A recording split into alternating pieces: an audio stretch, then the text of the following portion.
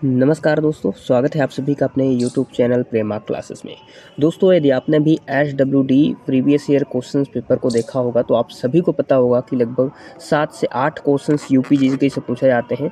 तो उसी क्रम में मैंने सुबह 10:30 बजे से यूपी जीके की क्लास लेनी शुरू करी थी और आप सभी लोगों को ये वीडियो पसंद आया था।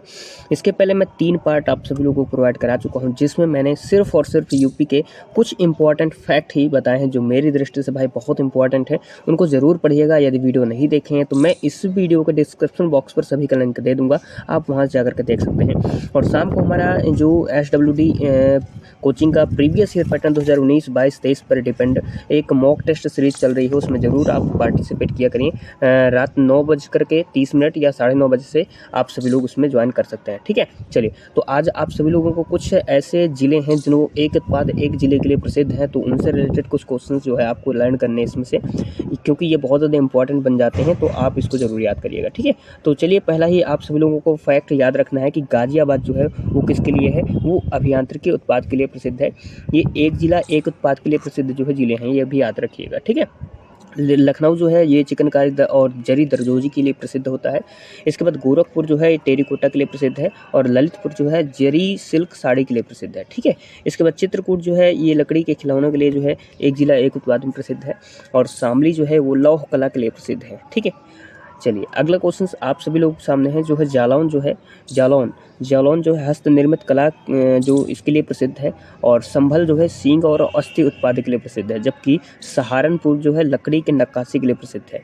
झांसी जहां सॉफ्ट टॉयज के लिए प्रसिद्ध है, वहीं पर देवरिया जो है सजावटी समाज के लिए प्रसिद्ध है और सीतापुर जो है दरी के लिए प्रसिद्ध है। ठीक है, तो आप ये भी याद रखिएगा, सीतापुर जो है किसके लिए प्रसिद्ध है, दरी के लिए प्रसिद्ध है। ठीक है, पीलीभीत जो है बांसुरी के लिए प्रसिद्ध है और इसके बाद सुल्तानपुर नहीं सोनभद्र जो है कालीन के लिए प्रसिद्ध है। जो इंपॉर्टेंट है जो जिले, उनसे रिलेटेड क्वेश्चंस जो आपको याद रखना है, ये भी याद रखिएगा, पूरे नहीं याद रखना है। ठीक है, चलिए अगला जो हमारा इंपॉर्टेंट है वो है फिरोजाबाद, जो कि कांच से रिलेटेड है। ठीक है, फिरोजाबाद किससे रिलेटेड है, कांच से रिलेटेड है। और इसके बाद हमारा हाथरस किससे है, तो ये हींग से रिलेटेड है। ठीक है, इसके बाद बलिया जो है बिंदी और टिकुली उत्पाद से रिलेटेड है, जबकि रामपुर जो है रामपुर कैच जो चाकुओं के लिए प्रसिद्ध है, लेकिन रामपुर जो है पैच वर्क के साथ एप्लिक वर्क के लिए प्रसिद्ध है इसमें। ठीक है, पिछली बार रामपुर जो है HC में आया था, यानी इलाहाबाद हाई कोर्ट में जो है किसके लिए प्रसिद्ध है, ये भी आया था। ठीक है, इसके बाद अमरोहा जो है वाद्य यंत्र जो ढोलक है उसके लिए प्रसिद्ध है।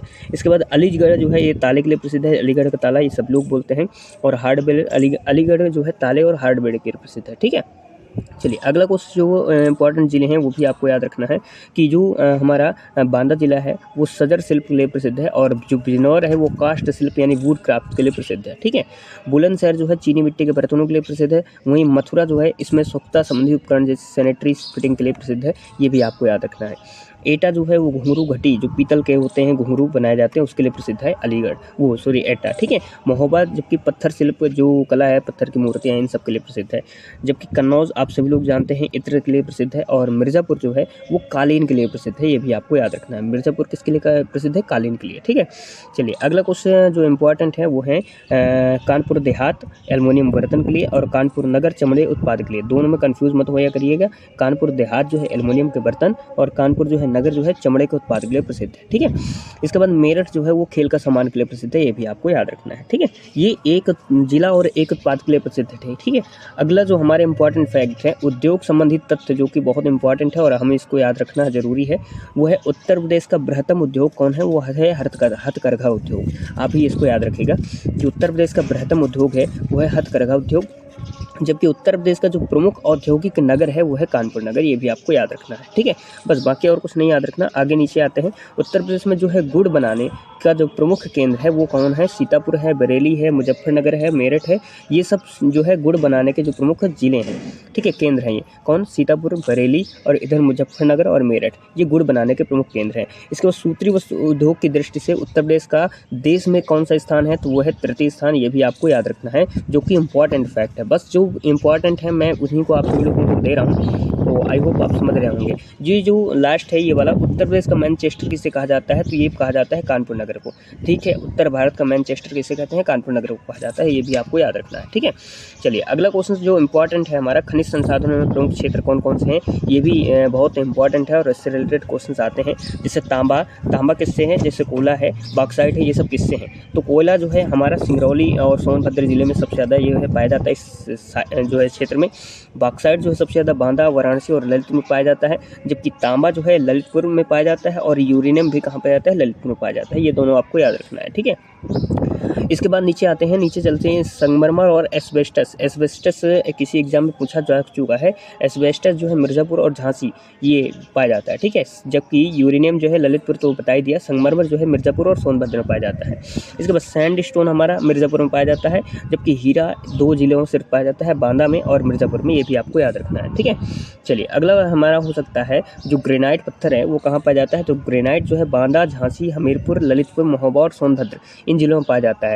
देखिए 2-3 जिले आपको याद रखना है शुरू के, बांदा, झांसी और हमीरपुर, ये बहुत ज़्यादा इंपॉर्टेंट है, तो इनको आपको याद रखना है, ग्रेनाइट पाया जाता है। ठीक है, चलिए अगला क्वेश्चन जो इंपॉर्टेंट बन जाता है, सेल खड़ी, जो कि बहुत इंपॉर्टेंट है। सेल खड़ी ये कहाँ पाया जाता है, तो ये हमीरपुर और झांसी में पाया जाता है। ठीक है, ये भी आपको याद रखना है। ठीक है, इसके बाद जो लास्ट है हमारा ये गेरू, तो गेरू कहाँ पाया जाता है, गेरू जो है बांदा जिले में पाया जाता है, ये भी आपको याद रखना है। ठीक है, चलिए अगला जो कृषि से संबंधित कुछ प्रश्नोत्तर, ये बहुत इंपॉर्टेंट फैक्ट है, इनको भी आपको याद रखना है। भारत का वह राज्य जो अनाज उत्पादन में अधिकतम अंशदान करता है, तो वह है उत्तर प्रदेश हमारा। ठीक है, यानी उत्तर प्रदेश जो है भारत में सर्वाधिक अनाज उत्पादन में अंशदान करने वाला जो है राज्य है। अगला जो इम्पोर्टेंट है, भारत में प्रथम कृषि विश्वविद्यालय की स्थापना कब हुई थी और कहाँ हुई थी। ठीक है, ये देखिएगा बहुत इंपॉर्टेंट फैक्ट है कि भारत में प्रथम कृषि विश्वविद्यालय की स्थापना कहाँ हुई थी, तो ये हुई थी पंतनगर, जो कि तत्कालीन उत्तर प्रदेश में था, लेकिन वर्तमान में ये उत्तराखंड राज्य में जो है चला गया, क्योंकि उत्तराखंड जो है इसी से जो है बना था। अगला जो इम्पोर्टेंट है वो धारणी कृषि है क्या, तो धारणी कृषि क्या है, जैसे कल आई था झूम कृषि क्या है। अगर आपने मेरा शाम वाला जो SWD का जो मॉक टेस्ट है उसको जो है आपने देखा होगा, तो उसमें एक क्वेश्चन आया था झूम कृषि किसे कहते हैं, झूम किससे रिलेटेड है। उसी प्रकार यहाँ पे धारणी कृषि का क्या अर्थ है, तो धारणी कृषि का अर्थ है भूमि का इस प्रकार प्रयोग करें कि उसकी गुणवत्ता अक्षुण्ण बनी रहे। ठीक है, ये इसका जो है अर्थ होता है। अगला इंद्रधनुष क्रांति के संबंध किससे है, बहुत इंपॉर्टेंट है। इंद्रधनुष क्रांति 3 क्रांतियों से मिलकर के बनती है, वो है हरित क्रांति जो कि फसल से उत्पादित संबंधित है, श्वेत क्रांति दूध, और नीली क्रांति जो कि मछली और इससे उत्पाद जितने भी हैं उनसे प्रसिद्ध है। ठीक है, तो ये 3 क्रांतियों से मिलकर के बनता है हमारा इंद्रधनुष क्रांति। ठीक है, तो ये भी आपको याद रखना है। अगला जो इंपॉर्टेंट फैक्ट है हमारा, किस समूह की फसलें नकदी हैं। नकदी फसलें कौन कौन सी समूह की हैं, तो है कपास, गन्ना, केला और जूट, ये नकदी फसलें कहलाती हैं, ये भी आपको याद रखना है। अगला जो इंपॉर्टेंट फैक्ट है वो है उत्तर प्रदेश में सिंचाई का सबसे बड़ा स्रोत कौन है, वो है नलकूप। अगला है उत्तर प्रदेश में आलू अनुसंधान संस्थान कहाँ है, तो ये है मेरठ में, ये भी आपको याद रखना है, पिछली बार पूछा गया था ये वाला क्वेश्चन। ठीक है, अगला जो सोयाबीन की फसल है उसका जो मुख्यतः किस क्षेत्र में उगाई जाती है, तो ये मुख्यतः बुंदेलखंडी क्षेत्र में उगाई जाती है। ठीक है, अगला क्वेश्चन बन सकता है जो उत्तर प्रदेश में किसान भाई योजना ये कब लागू हुई थी, तो ये लागू हुई थी 1992 में, ये भी आपको याद रखना है। ठीक है, 1992 में किसान भाई योजना उत्तर प्रदेश में लागू हुई थी। अगला जो इंपॉर्टेंट फैक्ट है 2-3 ठो और भी है, भारतीय हरित क्रांति के जनक, वो भारतीय जो हरित क्रांति है इसकी जन्मस्थली कहाँ है, तो यह है पंतनगर, चूँकि यहीं पे सबसे पहले कृषि विश्वविद्यालय की स्थापना हुई थी, इसलिए इसको पंतनगर में जो है हरित क्रांति की जन्मस्थली माना जाता है।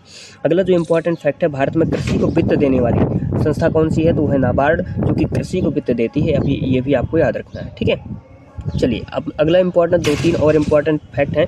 भारत का शक्कर का प्याला किसे कहलाता है, तो ये उत्तर प्रदेश को कहा जाता है भारत में शक्कर का प्याला। अगला जो भारतीय सब्जी अनुसंधान संस्थान है वो कहाँ है, वो है वाराणसी में। और भारतीय दलहन अनुसंधान संस्थान कहाँ है, वो है कानपुर में। और भारतीय गन्ना अनुसंधान संस्थान कहाँ है, वो लखनऊ में। ठीक है, ये भी आपको याद रखना है, जितने अनुसंधान संस्थान है ये याद रखना है, क्योंकि ये बहुत ज़्यादा इंपॉर्टेंट है और आते भी हैं। ठीक है, तो बस इतना ही था मेरा, ज़्यादा जो है सुबह का वीडियो लॉन्ग नहीं रहता है, जो इम्पोर्टेंट फैक्ट है यूपी से मैं वही बताता हूँ। और 2 वीडियो और आने वाले हैं, बस इससे बाद जो है हमारा जो यूपी के पिछले जितने भी वीडियोस हैं वो आप देख लेते हैं, तो लगभग 80 से 90% क्वेश्चंस फंस जाएंगे। ठीक है, मैं इतना कहता हूँ, क्योंकि मेरे अकॉर्डिंग ये बहुत इंपॉर्टेंट फैक्ट है। ठीक है, चलिए तो मिलते हैं आज शाम वाली क्लास में 9:30 बजे, जो कि SWD के लिए मैं कराता हूँ मॉक टेस्ट, उसमें ज़रूर हिस्सा लें, और उसमें आपको हिस्सा लेने से आपका ही फ़ायदा है SWD मॉक टेस्ट में। ठीक है, 50 क्वेश्चन रहते हैं, 9:30 बजे से ये काम रहता है, और आप इसको ज़रूर ज्वाइन करिएगा। तो चलिए चलते हैं, मिलते हैं शाम वाली क्लास में। तब तक के लिए thanks for watching this video. अगर इस वीडियो पसंद आया तो प्लीज़ इसको लाइक शेयर सब्सक्राइब जरूर करिएगा। Thank you, thanks for watching this video. Thank you friends.